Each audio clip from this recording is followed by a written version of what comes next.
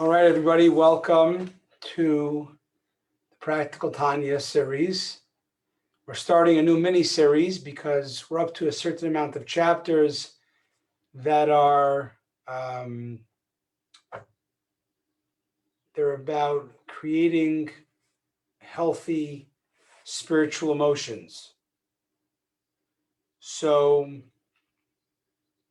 for example, just so we, the big maps. I was just in Syracuse, the big Destiny Mall. So they have the big map. You are here.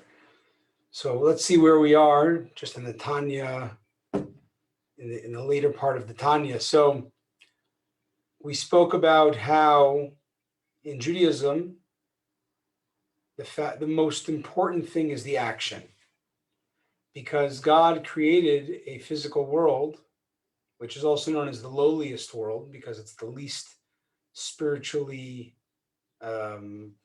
capable of realizing God's presence, and naturally, compared to higher worlds where angels are. And God created everything for this world that we, with our free choice and our own internal battles, can overcome and do a mitzvah and transform, in the words of King Solomon, darkness into light, the special extra quality of light that was transformed out of darkness. So, and only an actionable mitzvah does that. You could say, I really love God and I want to do the right thing, but I don't. You didn't change the darkness into light because you didn't act on it. And we spoke about that's why mitzvah's deed is so important in Judaism. However, in the last few chapters, last three chapters, we spoke about a big, the asterisk to this. You had to sum up the previous chapters. It was action is the most important, asterisk. However, don't think that intention and kavana, your intentions, your inner thoughts when you do a mitzvah, I mean, not the action, but just the thoughts and your heart in the mitzvah, don't think those are not important. Those are very, very important, because what they do is they are our portals. Our inner intention and emotions is the way that we can, even while in this physical world, they are portals to higher worlds of feeling God. So when you do a mitzvah, and you also do it with intention, that you're doing it out of love for God. I want to connect to God. I want to do. God is my friend. I want to do the mitzvah because it's a gesture of my reciprocal love.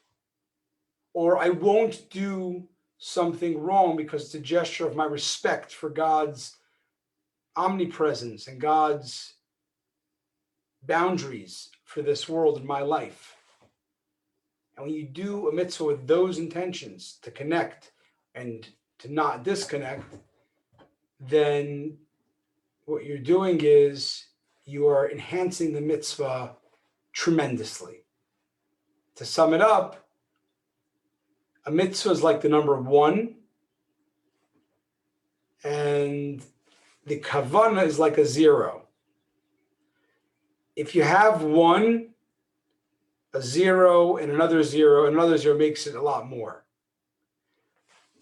But if you don't have the one, if you don't have the action, you didn't actually do the mitzvah the way the Torah or the halacha says, then you have a bunch of zeros. The kavanah that you're wanting to isn't enough. It doesn't do the essential goal to transform the world. But we really spoke a lot about, in spite of that Judaism is very much for action, we spoke about how feelings of closeness to God and or feelings of respect and awe to God they're major enhancers. They're actually spiritual windows to higher reality when you can bring your mind and heart along for the ride. That was 38 through 40. We spoke about how important it is and a little bit about the worlds, the higher worlds, other dimensions of reality that your feelings and your intention in the mitzvah are sort of like, as I say, are gateways or portals to. If you can have them, you can have kavana, feeling and intention while doing the mitzvah. In 41 through 50, the Alter Rebbe, Rabbi Shneur Zalman, the author of the Tanya, is going to give many different guided meditations or contemplations, just to compare, because sometimes people think meditation means like, clearing out your mind and all that. Here we mean more about thinking of an idea till you make it your own, till it really resonates. Then you have feelings because it resonates. So we're talking more about contemplation, focused contemplations. And he's going to give in the next bunch of chapters, 41 through 50, examples of contemplations. So let's start with chapter 41.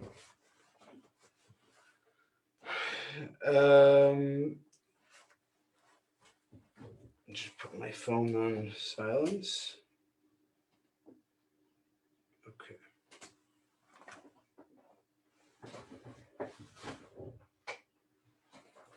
All right.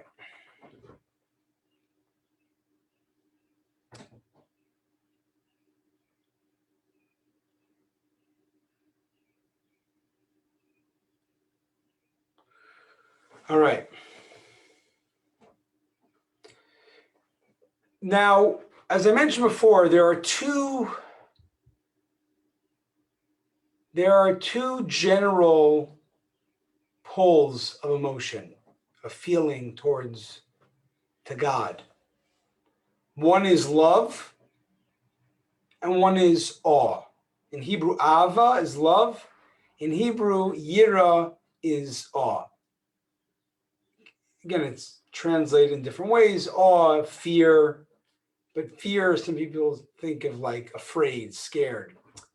It's more in the sense of awe and respect. So you have ava, love, yira, love, and awe, respect. Every other feeling comes out of those. It's a certain, blend.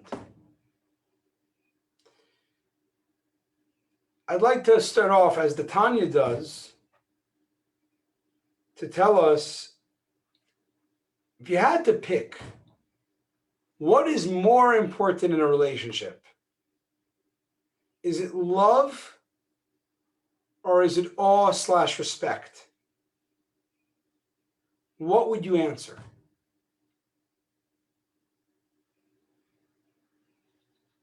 Anybody that's on Zoom want to share? A thought, a guess? Flip a coin. Two-sided coin, love and fear. Important. I'm sorry? I mean, I think they're both important, but for long term, that could probably give you the long haul. Okay, why? Why would respect give you the long haul? Because, I mean, you can love somebody but not feel the love all the time. But you respect them, you will still do the right thing and treat them accordingly. You're saying to as a motivator for the proper relationship behavior, respect is more consistent. Yeah. And love fluctuates. Very good. That's very good. What about, let's talk about even the here and now. Let's say the first week of marriage, the first month of a relationship, right? Not even the long term. I want to speak even, let's say, the first month. Well, it's still fresh. What's more important? Love or awe and respect?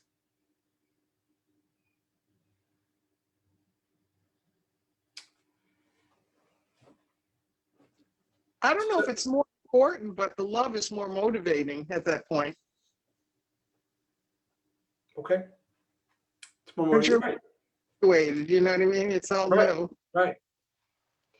So I want to introduce you to an interesting idea. And let's talk about it. To give an example, let's say a husband, his wife wants him to be home on time, 6 o'clock. And he knows it's very important to her, and she's communicated that. And the very next day or the next week, he comes home at 8 o'clock.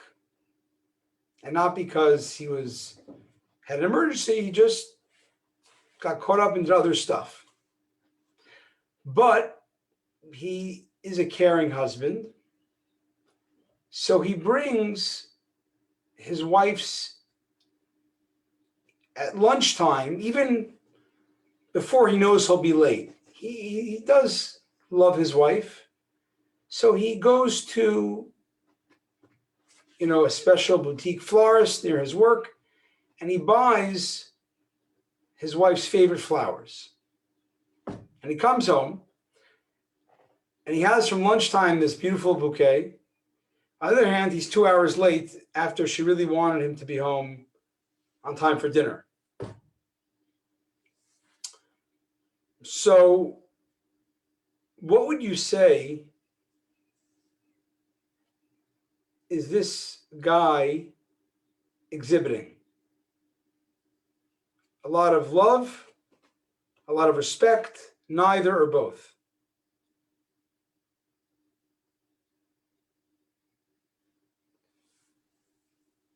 Probably love, but she wanted respect.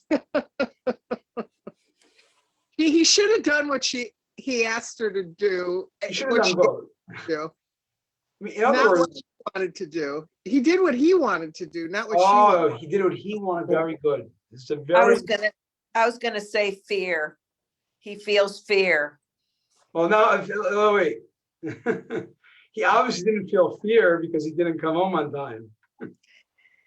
Now backpedaling, but as a proper emotion, and we're not talking about fear as in like, oh no, punishment coming. We're talking in relationship, the feeling between the two people, right? So he exhibited love because he did something he knew she would like, and he wanted to give her something she would like. On the other hand, he did not have respect for her boundaries. She made very clear to be home at 6, and he did not care. He was very careless about that. So you would say, as Susan said, he has love, but he didn't have proper respect. But expounding on that, I would actually add, he didn't even have love, or he had a very base sort of love. In other words, in a I wouldn't relationship, say sure. It was an immature form of love. Very right? Immature, right? Well, why? I mean, let's break it down. Why is it immature? Because a relationship really is between two people, and there's two vibes how that relationship goes, right? Love, friendship, attraction, and also respect respect and awe for the person at some level. Now, as Susan mentioned, if you don't have respect but you have love, it's a lot more of you. You're feeling connected. You're feeling, right? I love you. I'm doing something for you. Because love is about your feeling by definition. Love is about your feeling attracted. It's you have to feel connected. And if bringing flowers makes you feel connected, it's more of you. It does a good thing. It's not like, robbing a bank, but you have to admit that there is the mere fact that you're feeling connected and you're doing something to feel more connected is you're gaining from it. You're feeling something from it.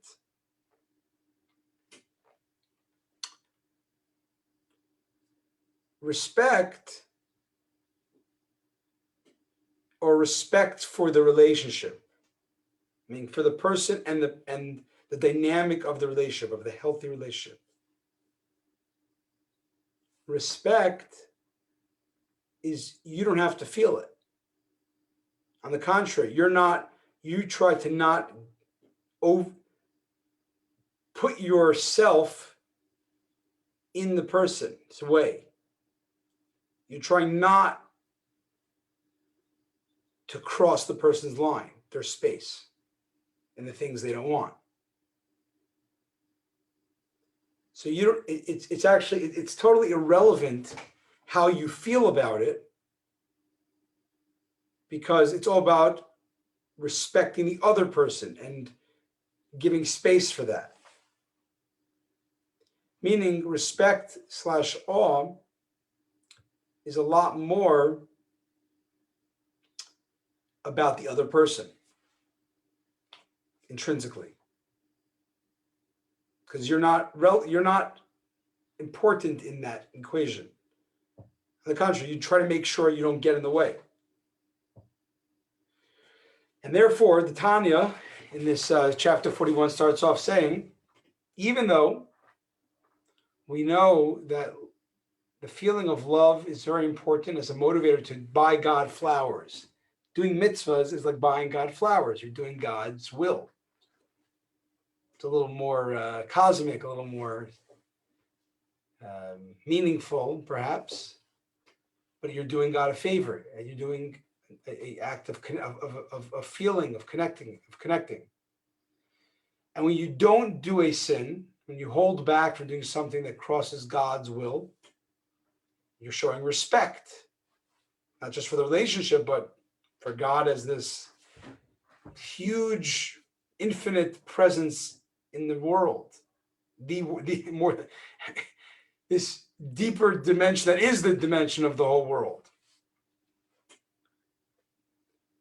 Well, let's say I'm going to go do mitzvahs, but I'm not going to care about crossing God's lines. Think about that. Think about back to the parable. The husband that doesn't care about his wife's boundaries and just wants to do things that make him feel romantic and connected, we said it's immature, because there's not a real foundation of a relationship here. It's all about feeling more of yourself. And therefore, love without respect, it's a question on the whole relationship.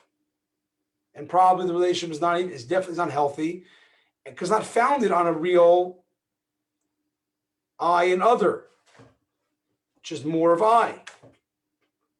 But if there is respect, the husband doesn't bring flowers, but he's very obedient and respects the boundaries. There's a relationship. There's an I and there's an other.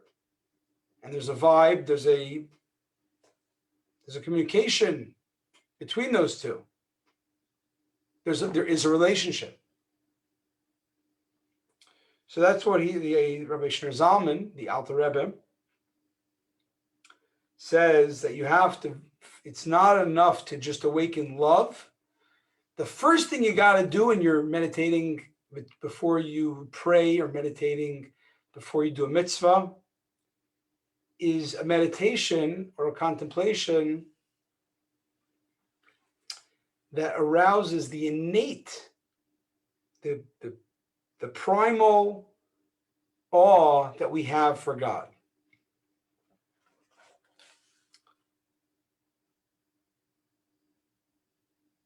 So he gives an example, which means you reflect on the greatness of God's infinity.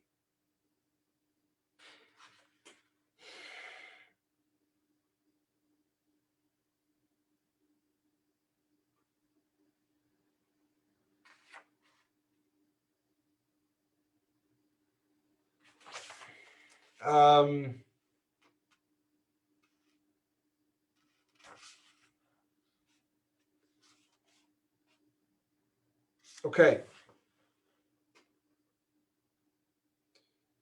I want to point out here the following meditation. I'm looking in the notes of the Practical Tanya. The author says that this meditation, the Rebbe, our Rebbe,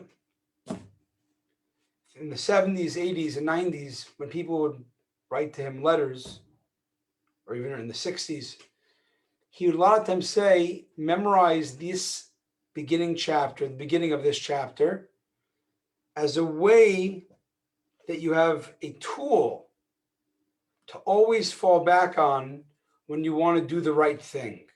Or he says he recommended it to help with anxiety, with depression, laziness, negative thinking, anger and pride, and bad character traits in general. So the meditation explores 4 ideas. 1, the awesomeness of God's power. 2, his energizing presence in the world. 3, his personal relationship with you. And 4, his unwavering interest in you. Let's go for it. First, think of as follows: how God has supreme power which rules over all the worlds, upper and lower. Right? God's the creator. We speak in later on in time, we talk about God didn't just create and leave. God is animating this world with power, spiritual back-end power constantly, so we can continue to exist as existence can continue.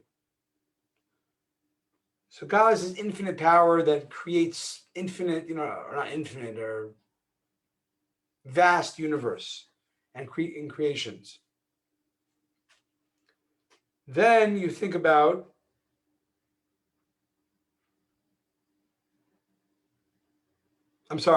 step 1 is how God's above the world. God is, however vast the universe is, God is the creator. God's infinitely vaster than that.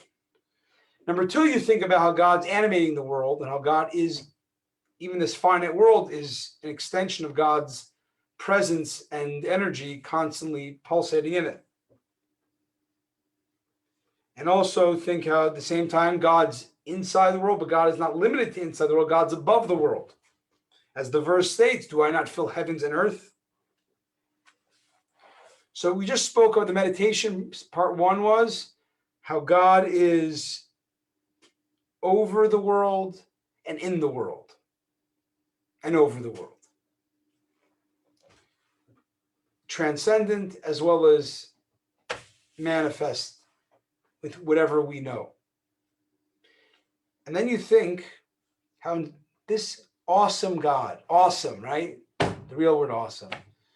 This awesome God has disregarded, didn't care much for the higher spiritual worlds. We spoke last few weeks about that, how the worlds of angels, of spirit. The physical is just the lowest dimmer on the bright switch, your phone. It's the most spiritually devoid of open spirituality, because everything in this world is created through a filter that it looks, at least without thinking into it, and looks and feels independent of a source. And there's higher worlds that feel part of a source, feel that they're coming from a source. But God, those higher worlds, God put aside. God didn't find that to be his main interest. His main interest was that he gave the Torah to us and specified his desire for us, the Jewish people, to lead this world in spiritual leadership and integrity. So God has a lot of infinite ways to be served and worshipped, and higher spiritual beings to have a relationship with God. But God found it only relevant to have a relationship down here, first and foremost to the Jewish people through accepting the Torah. But even more so, this great and awesome transcendent and both transcendent and immanent God chose to be in this world to be the primary focus of everything. And in the world, the Jewish people to fix the world and lead the world in mitzvahs and spiritual integrity.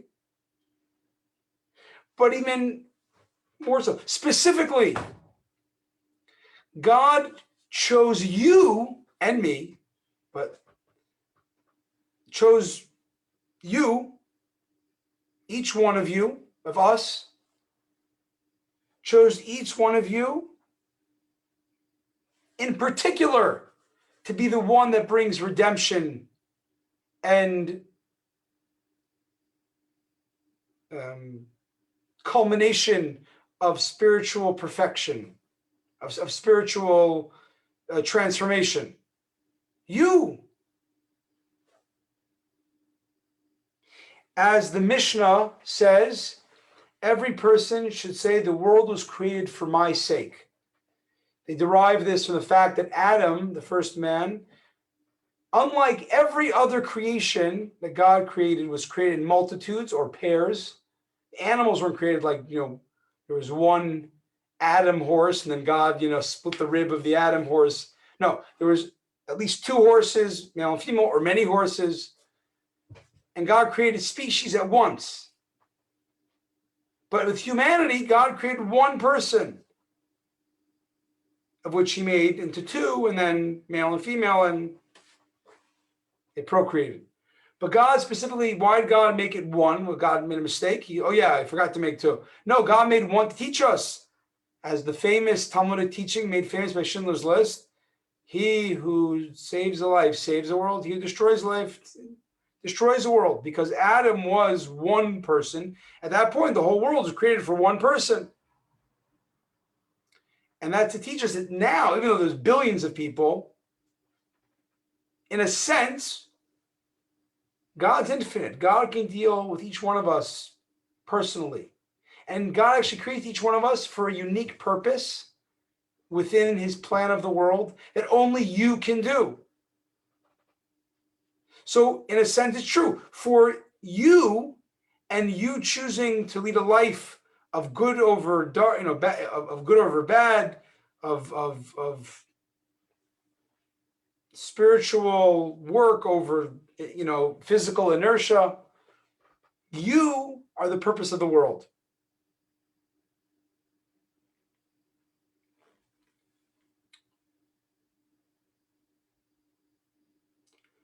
What if I could tell you that there's something about you, maybe from your experiences or from your family, your personal family lineage, you are the one that can bring peace to the Middle East. You can do it. You're the only one. You could save countless lives and make order out of terror. You can do it. You're the only one that can do it. How does it make you feel?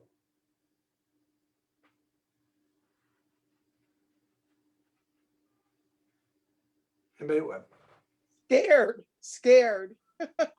Why? Under a lot of pressure. A lot of pressure. Pressure.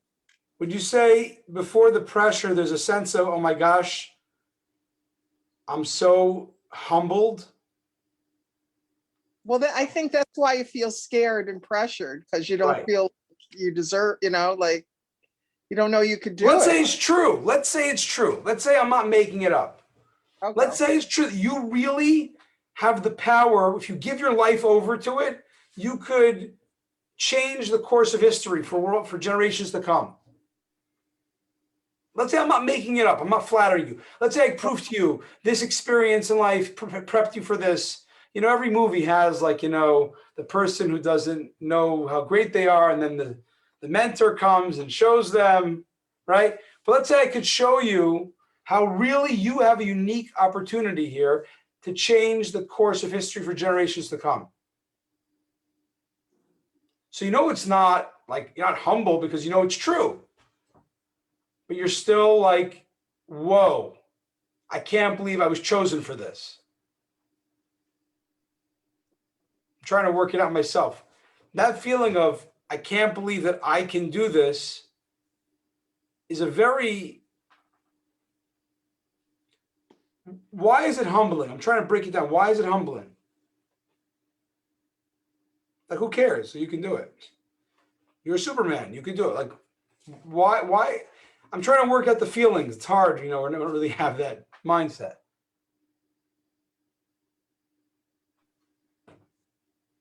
Because it comes from God. So you're humbled that you were chosen.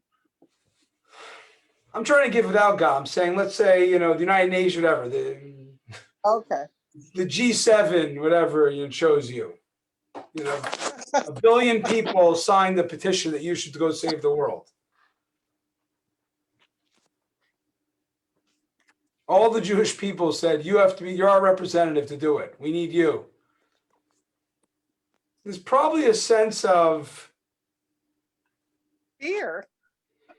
well, fear of what? What does fear mean?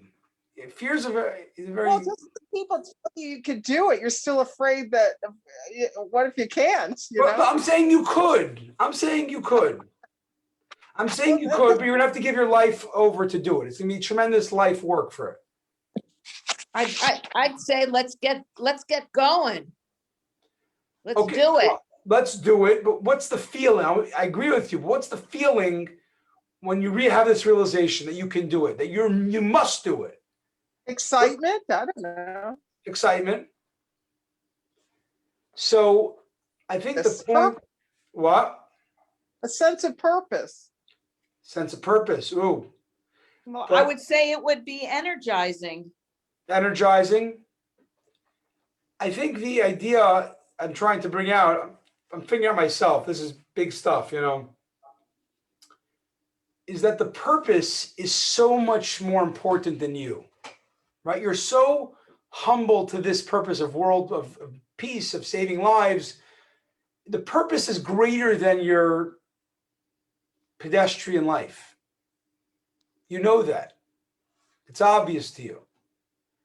So there's an overwhelming feeling of awe that the purpose is so much greater than my life.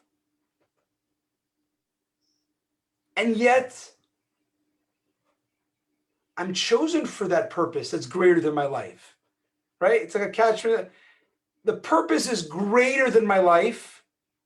I'm insignificant to the purpose, and yet the purpose is choosing me.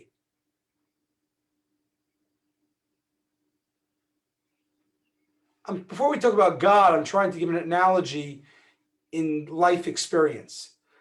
Purpose is something that's greater than ourselves by definition.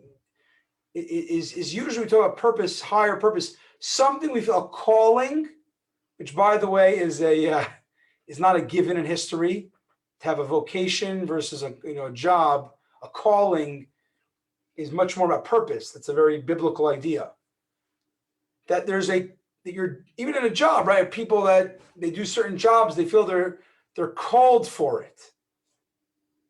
It's bigger than just having a sense of satisfaction. It's bigger than themselves. And yet that thing that's bigger than you is choosing you. So there's a sense of I'm insignificant. And yet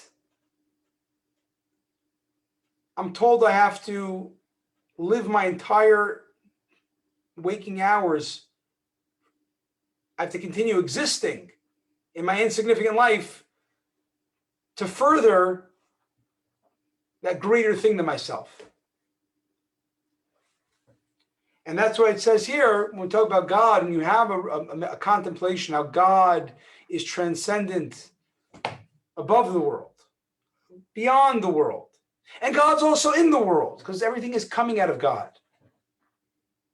And therefore, God's both infinite and vast, infinite and everywhere. beyond and within. And yet, that big purpose, that big thing beyond us, chose all of us as being his central desire. And not just all of us together, but you particularly can bring God's desire. You are needed to fulfill God's desire in a particular way that no one else can do. So that's a meditation of awe.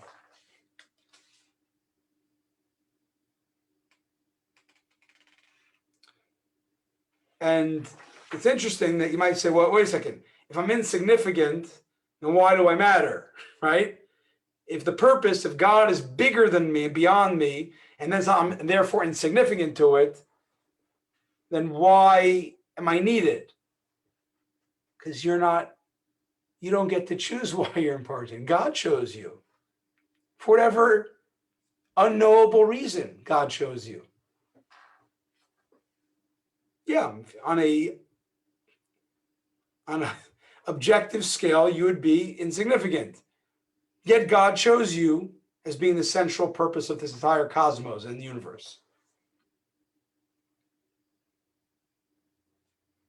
And therefore, as Carol said, that energizes you. So once we just worked on the thought process and the resultant emotion of both insignificance, yet chosenness to further the purpose, further the thing greater than yourself, that energizes you. Let's get going. I'm going to spend every opportunity of making that greater than myself purpose, God, derive pleasure from my filling my part of the deal, the reason of my existence. And therefore, I'm going to search, how can I be of service to this purpose, service to God, to God's will? All types of ways. It's not always, studying the Torah for 20 hours. It could be when someone insults me, I don't respond because I don't want to cause friction. Someone's unhealthy, someone is not together and they lose it. I'm going to give God pleasure by not nachas. Right? I'm going to give nachas to God by living up to spiritual integrity and bringing light into this world.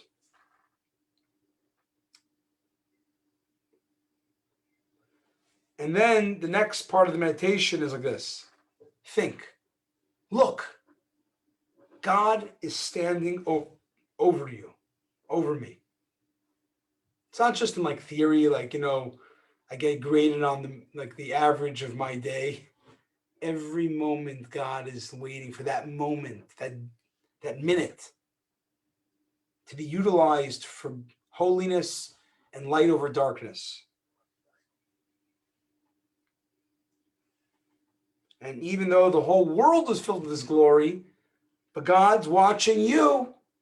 God's concerned with you being the agent of salvation in your unique way. God's checking your heart and your innermost thoughts. I mean, not only am I, really I'm spacing out or I'm doing my own thing in my mind, but I'm just going through the motions. No, God's looking at your actions and your heart.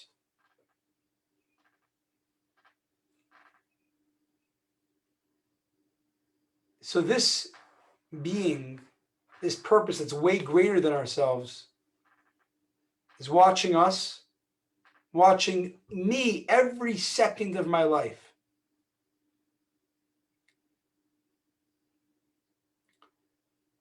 When you're in front of people, in general, you're on your best behavior, right? In the parking lot of Wegmans, you get out of the car, you're more into social etiquette. In the car, you can pick your nose or whatever. You scratch yourself, whatever, we do in our private But in public, we're a little more conscious of that. Respect. Well, imagine the most important thing in your life, the most important person in your life is watching you. That teacher that you had such respect for, decide you're going to be the one that's going to carry the teachings forward, and the teacher's going to be watching you and guiding you with a little camera and a little, earpiece.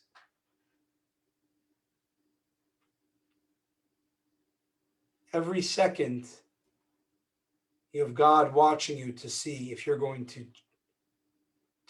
be His nachas, His pleasure in this world of bringing the world closer to a spiritual harmony.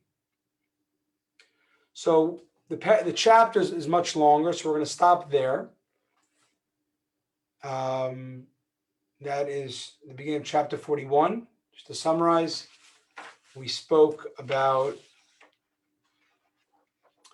why in a relationship, love and awe are both needed. Actually, I didn't speak about why love is needed, but the reason if awe is so important, then if awe and respect is important for a relationship, then what do you need love for? It's just seemingly selfish on each party's side. Just have more humility and respect. Why is love important? I didn't answer that, but everybody want before we'll end off on that. Anybody like to share why they think love is so important, even if it's not the most essential compared to respect?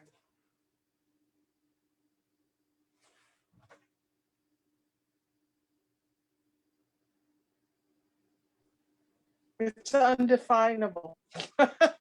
It's important, but I don't know why, because it's a feeling you have for a person that you don't have for every person. It's a special connection. So the reason, just to be very short, is that respect it's about the other person, but you don't have to come along with your unique personality and talents and bring that to the relationship, right? Because it's not about you, it's the other person. But a real relationship is not just about making room for the other and not bringing yourself into it. You're supposed to also bring to yourself. I mean, just after there's respect and boundaries, then you bring yourself into it. And that's the love part.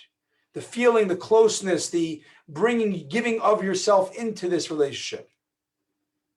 After the basic foundation of respect, there's another that's important. Then you give yourself and you get closer with love. But first, you have to have the respect. So that's why you have to have both. But respect comes first as the proper foundation. And then we went through a guided meditation of how to get respect to God, have awe of God before you pray or before you do a mitzvah. And we'll end there. And God willing, we'll meet next week. We'll continue with we'll talk more about meditation before doing mitzvahs. Have a good Shabbos. Thank you. You too. All the best. Good Shabbos.